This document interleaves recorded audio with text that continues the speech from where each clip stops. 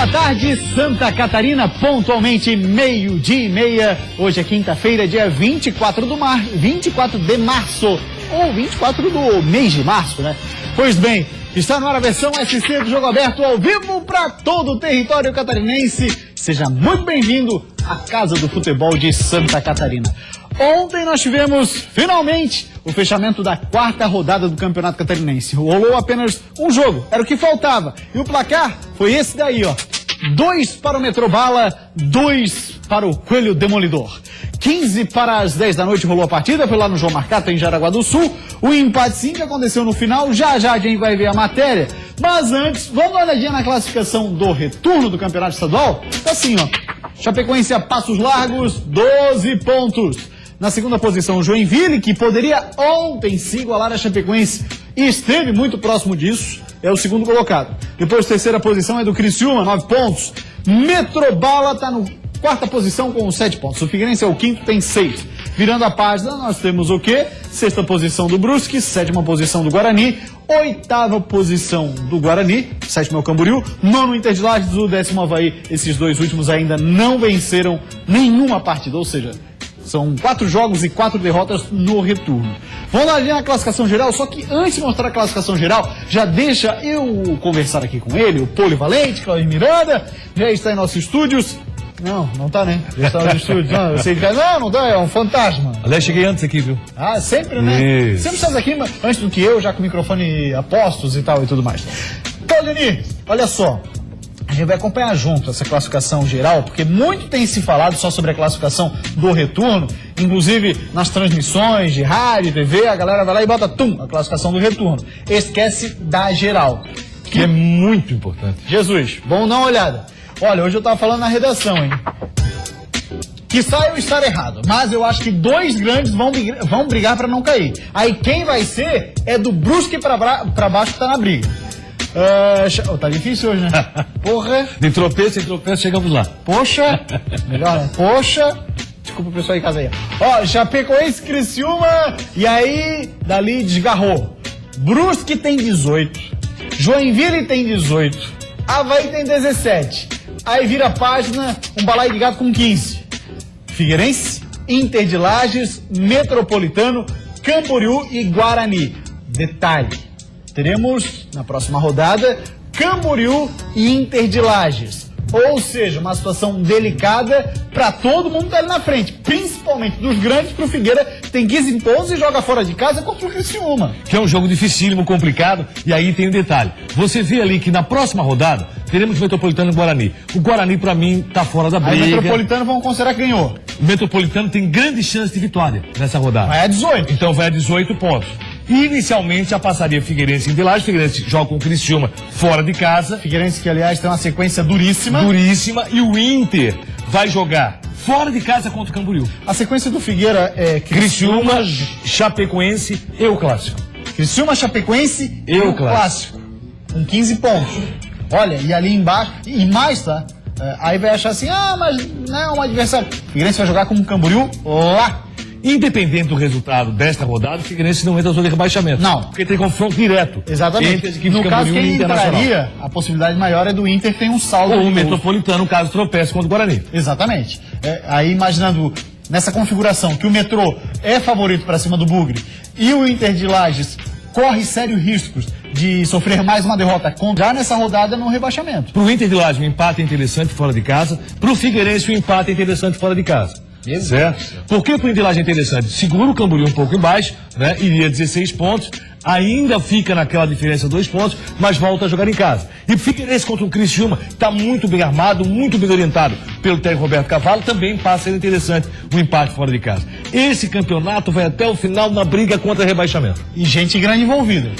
Provavelmente lá nas últimas rodadas, isso, o confronto direto, lá nas últimas rodadas, pode colocar gente grande envolvida na questão de rebaixamento. Porque daí a gente tem o seguinte, por exemplo, são 4 jogos que estão acontecendo até aqui, teremos mais 5 para fechar o retorno e muito provavelmente campeonato, né? Que a Chapecoense está de boa. Você vê a lamentação que deve ter hoje o Figueirense por ter empatado em casa do Camboriú.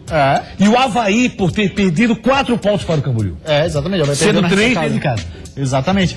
Então a situação é delicada sim para vários clubes. Na minha opinião é o seguinte, do Brusque para baixo, na tabela de classificação que tem 18 pontos, tá todo mundo ali brigando contra rebaixamento. E não usa discurso diferente, porque tem que ser realista para a corda começar a apertar e nem começar a correr atrás da bola. Pelo desempenho nos últimos jogos, eu diria que Brusque e Joinville sofrem pouco menos. Né? Mas pelo desempenho dos últimos jogos, o Avaí vive uma situação complicada. E onde é que o Avaí pode dar a virada? Nesse jogo em casa contra o Joinville. Que vai ser difícil, vai ser complicado. O Joinville está bem armado pelo técnico Emerson Maria, mas só demonstrou o seguinte, que aqueles problemas citados aqui com relação ao meio e o ataque, realmente são muito fortes no Joinville e não permite o Joinville brigando por um retorno de campeonato. Vou insistir. Da terceira posição para baixo ali do geral, para mim... não, pela classificação é inegável. Né? Pelo desempenho, ele coloca uma situação um pouco diferente. Mas eu imagino assim, ainda são 5 jogos que vão acontecer, muitos confrontos diretos. Então, quem encaixar nesse momento, beleza, vai embora. Agora, quem patinar, der umas duas trupicadas aí, meu irmão... Trupicar é bom. E aí tem detalhe, viu? A Liz já riu de manhã que eu falei isso. Pro Brusque e Chapecoense, pro Brusque o empate em Chapecó também é um resultado excepcional. Nossa, muito bom, muito bom, é verdade. E aí vai fazer o quê, por exemplo? Figueirense, Criciúma e Joinville torcem pra Chapecoense? Nesse momento, acredito que sim. Porque não acredito em Figueirense chegando no retorno. O Criciúma ainda tem mais chance. O futebol do Criciúma, o desempenho do Criciúma, permite ter esse sonho. Até porque joga com a Chapecoense em casa. Certo. Mas a Chapecoense está sobrando no campeonato. Muito bem, vamos dar uma olhadinha agora então no jogo que fechou a 4ª rodada do retorno do Campeonato Catarinense. Nós tivemos ontem no João Marcato um jogo movimentado. Inclusive, o Metrobala começou melhor do que o próprio Jack. Olha lá. Em Jaraguá do Sul, o Metropolitano começou pressionando o Joinville. Foram pelo menos 3 boas chegadas nos primeiros minutos do jogo. Até que a sorte sorriu pro Metrô. Diego Souza bateu da entrada da área. A bola desviou na zaga e encobriu o goleiro Agenor. Na segunda etapa, Emerson Maria mexeu no time do Jack e mostrou que conhece do riscado. Ítalo e Felipe Alves entraram e mudaram a cara do jogo. O empate saiu de um passe do Ítalo, muito bem aproveitado pelo Felipe Alves. Não contente com o passe, o Ítalo resolveu tentar por conta própria a virada. Chutaço de fora da área, com força, para estufar a rede do Metrô. O gol do Jack saiu aos 40 do segundo tempo, mas o Metropolitano não se entregou. Aos 45, Tiaguinho recebeu um ótimo passe e cara a cara com o Agenor, tirou bem do goleiro e empatou o jogo. Final no João Marcato, Metropolitano 2, Joinville também 2. Claudionir Miranda, rapaz, o Metropolitano, para que muita gente já imaginava assim, o Metrô já vai brigar contra o rebaixamento, é o campeonato, na verdade, mas teve uma crescente impressionante logo depois da saída do Léo Moura. Foi o cara saiu e nem começou a correr. Metrô e Camboriú são as grandes surpresas do momento do campeonato. E aí tem detalhe, Léo Moura foi embora, o time, olha, mas desgarrou. E tem uma situação interessante do jogo de ontem. Provou mais uma vez que você ter posse de bola sem poder de finalização não representa absolutamente nada. Porque nas estatísticas a primeira coisa que tem que se colocar a bola na rede. Sim, então quer dizer, se você tem posse de bola, mas não tem poder de finalização, um abraço, amigo. E foi o que aconteceu com o Joinville ontem. Segundo tempo, em posse de bola, foi todo ele do Joinville. O Joinville jogou todo o tempo no campo do adversário. Teve apenas um momento ruim. E nesse momento ruim, que não estava no campo do adversário, o Metropolitano acabou empatando em 2-2. Pelo primeiro tempo da partida, pelo segundo tempo que aconteceu, o empate foi até um resultado justo. 2-2, o Joinville cai na sua realidade. O Joinville não tem time para disputar o título do campeonato, tem um bom técnico e o Metropolitano demonstra que está muito vivo para lutar contra o rebaixamento e contra a Série D. Nós tivemos gols bonitos ontem. Me chamou muita atenção o lançamento que foi feito no gol do Metropolitano. No meio da zaga, apareceu livre o do Metropolitano para acabar fazendo o gol. Olha o lançamento. 3 zagueiros contra um atacante. No meio da zaga, lançamento muito bem feito e o gol do Metropolitano. Aí você vai dizer assim, mas a defesa estava jogando em linha. Não, jogando em linha não. A defesa estava para cima, marcando o jogador. Méritos e muitos méritos do passe que foi milimétrico. Não tenha dúvida. O gol foi aos 45 do segundo, já havia sido feita alteração no Joinville, até para arrumar a casa, porque o Joinville se mandou todo para o ataque na segunda etapa. Emerson Navarro, de Blumenau, interage conosco através do WhatsApp 489135 8063. Ele falou assim, Clorinho, o Metrô só não ganhou porque tiraram o Diego Souza no intervalo. Você concorda? Mas o Diego havia caído no seu futebol, a queda foi vista de forma muito fácil, e aí o que aconteceu? O Metropolitano deu todo o campo pro Joinville trabalhar. Esse foi o principal problema. O Metropolitano caiu fisicamente, o Diego caiu fisicamente e o time recuou demais. Aí quem também está interagindo conosco é o Ramos, alô norte do estado, o Joinville também interage conosco. Olá, rapaziada do Jogo Aberto, grande abraço a todos, um abraço para você também, viu, Ramos? O Joinville precisa de atacante, de fato. O Lima, o Bruno Rangel é o super da Chapecoense, olha que já esteve no Jack. Para mim a Chape já é o time campeão, merecem de fato. E outra, o campeonato catarinense é todo errado. Deveria ser um campeonato direto, classificasse os 4 primeiros, não turno e retorno. Aquela história longa na questão de você ter alguns jogos com um ingrediente a mais, e não só a final, ou até a não possibilidade da final. Mas você acha que o Joinville está precisando de um atacante? Ele falou no Lima, uma possibilidade. Eu acho que o Lima no Joinville não sei se estaria certo mais uma vez, mas que precisa de um meia e de atacante, isso eu não tenho dúvida alguma. Com relação ao campeonato, eu acho a fórmula interessante e vejo o seguinte: esse final de semana nós temos vários jogos muito interessantes, depende do teu ponto de vista. Nivaldo Reis, ele é lá de Itajaí. Eu queria saber se essa demora para montar a equipe do Figueira não pode atrapalhar no Campeonato Brasileiro, hein? Eu acho que o Figueirense tem que pensar só em Campeonato Brasileiro daqui pra frente, logicamente, visando muito a questão lá contra rebaixamento. Trabalha, faz o seu, procura as vitórias, mas acho que a partir de agora o Figueirense está fazendo a pré-temporada, meu amigo. É a primeira semana cheia do Vinícius Eutrópio. Marcos Paulo, ele é de Palhoça. Valeu, Marcos Paulo. O Joinville deixou escapar a chance de brigar com a Chapecoense pelo segundo turno, né? Essa questão do empate que teve ontem. Você concorda com ele, Claudinho? Assim, da pontuação sim, no desempenho, há muito tempo o Joinville está fora da disputa. Será que a Chape busca a Libertadores esse ano? É o Fabiano, lá de Sombrio, extremo sul catarinense. Tem direito de sonhar pelo futebol que a Chapecoense está praticando, pelo fato de 90% desse time da Chapecoense já ter feito 80 jogos juntos. Sabe o que é isso? O que é um time que já conseguiu jogar 80 jogos juntos? Por aí, então é um time que tem muita condição sim de brigar lá em cima. Vamos dar uma olhadinha o que fala o Valdir Rodrigues. Ele fala assim, ó: Chapecoense pode perder esse título? Eu acho que é mais fácil ganhar do que perder, né, Claudinho? Muito mais fácil, tá no caminho. O Chapecoense tem tudo para levar o título de forma direta, sem final de campeonato. Logicamente, tem que prestar muita atenção, porque o Criciúma faz uma partida contra a Chapecoense em casa. Sou o André Machado, de Biguaçu. Queria saber do Claudionir. O Ferron pode pegar espaço do Jackson Calcaia? Jogou muito bem ontem. E o Rafael Moura pode ser atacante no lugar do Cleiton. E pode nascer um grande jogador artilheiro se ele fizer como fez. É o Edmundo que falou. Que Edmundo. Como fez o Edmundo. As características do Rafael Moura e do Cleiton são muito diferentes. Cleiton, aliás, foi convocado para a seleção olímpica do Brasil, que é muito interessante para o atleta. Características diferentes. Acho que no time do Figueirense nós vamos ter ainda algumas modificações. Eu vejo o time do Figueirense sem Carlos Alberto. Não sei se vou estar certo no futuro. Teve um cidadão ali que estava chamando a gente de louco. É legal ler esses comentários aí que chama a gente de louco. Até porque ele tem grande chance de ter razão. É o Jonathan de Joinville. Vocês estão loucos dizer que o Joinville vai torcer para a Chapecoense contra o Brusque, porque está com medo do rebaixamento. Rapaz... Nós não dissemos que vai torcer contra o Brusque, porque está com medo de rebaixamento.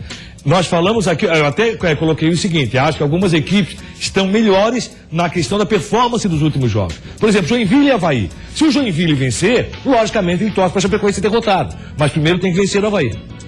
Eu acho o seguinte, volto a insistir, do Brusque para baixo, na pontuação e não na questão técnica, ainda existem muitos confrontos diretos.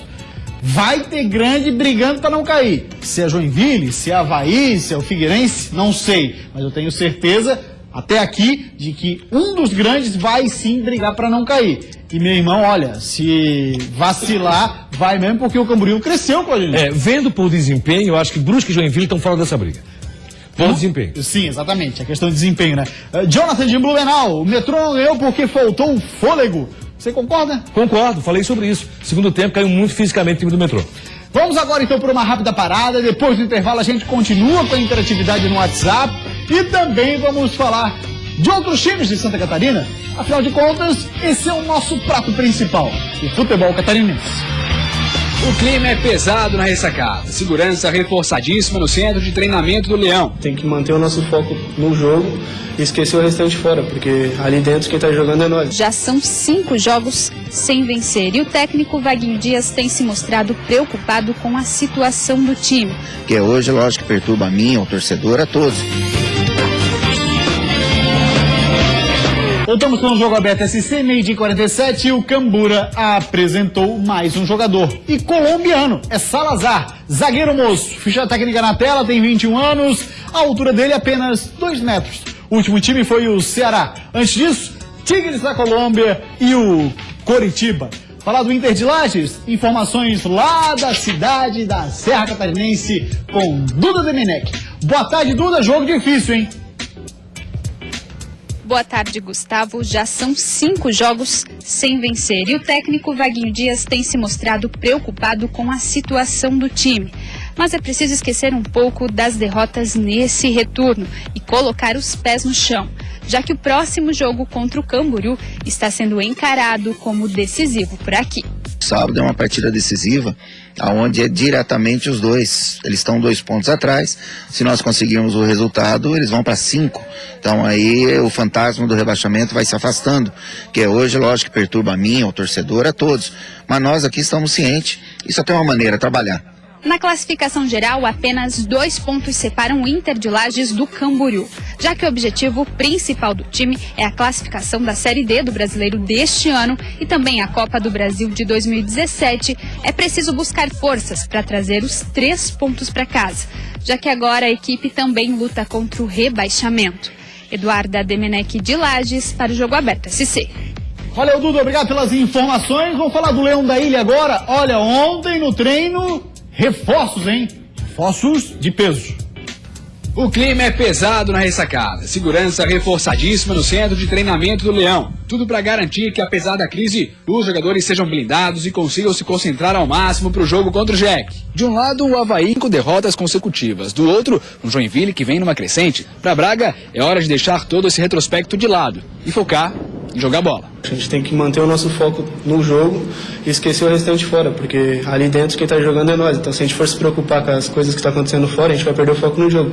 Segurança e foco. Coisas que a defesa do Leão vai precisar no próximo sábado. Com 11 gols, o Avaí tem a defesa mais vazada do campeonato ao lado do Inter de Lages. O time não conta com o zagueiro Gabriel, expulso, e o volante Rafinha, sentindo a coxa, também não vai para o jogo. Raul Cabral posicionou o sistema defensivo no treino de ontem com Renato, André Santos, Célio Santos e Vitor Costa na linha de zaga, colocando Judson e Braga como volantes. É mais uma tentativa de arrumar a equipe. É mais uma batalha difícil para o time azul. E a gente está tentando. A gente tem que focar, trabalhar mais essa semana para chegar sábado no jogo e dar uma resposta para a torcida e para todo mundo que está esperando isso. Olha só, gente, eu tava aqui pensando, Cláudio Miranda, pensando em cá com meus botões. Não tem. Não tem, é verdade. Olha só, o Léo Moura, quando saiu do Metropolitano, a coisa ajustou. O metrô embalou. Seria o caso do Avaí com a saída do Antônio Carlos?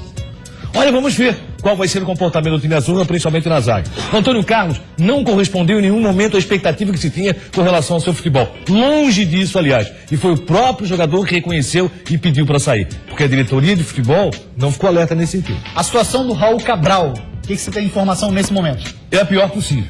Raul Cabral tem que vencer o Joinville para tentar convencer mais uma vez que estaria no caminho certo. O projeto do Avaí para a Série B já foi com o Raul Cabral. Hoje não é. Internamente isso. Internamente. Muito bem, vamos dar uma passadinha agora na Chapecoense. Olha só a notícia que foi publicada no site oficial da Chape. Quando a fase é boa é assim, olha lá. Chapecoense vence jogo treino com o Ipiranga. Ah, fase boa que venceu o jogo treino? Não, mas eram os reservas, né? Aí até reserva ganha, coisa flui.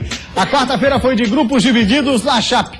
Enquanto os titulares da última rodada participaram de avaliações físicas e funcionais em Passo Fundo, no estado gaúcho, o outro grupo participou de um jogo-treino contra o Ipiranga, vindo lá do Rio Grande do Sul. O Verdão venceu o confronto por 2-1. Chapecoense mostrando, Claudinho, que tem elenco. E é elenco que ganha campeonato. E não apenas 11 titulares, né? E, aliás, Chapecoense e Internacional são os primeiros clubes catarinenses a disputar a Copa do Brasil desse ano. E a Chapecoense pega a Princesa de Solimões, com grande chance de classificação. pode até eliminar o seu jogo da volta, se assim for interessante para a Chapecoense. Enquanto isso, o Inter de Lages, que também representa Santa Catarina, pega o Sampaio Corrêa do Petkovic. Vem cá, Princesa Solimões, já estivesse por lá, não? Já estive em Manaus fazendo o jogo do Princesa Solimões, quando o Figueirense acabou não eliminando o jogo da volta. O jogo da volta foi aqui, teve inclusive o rapaz do pastel.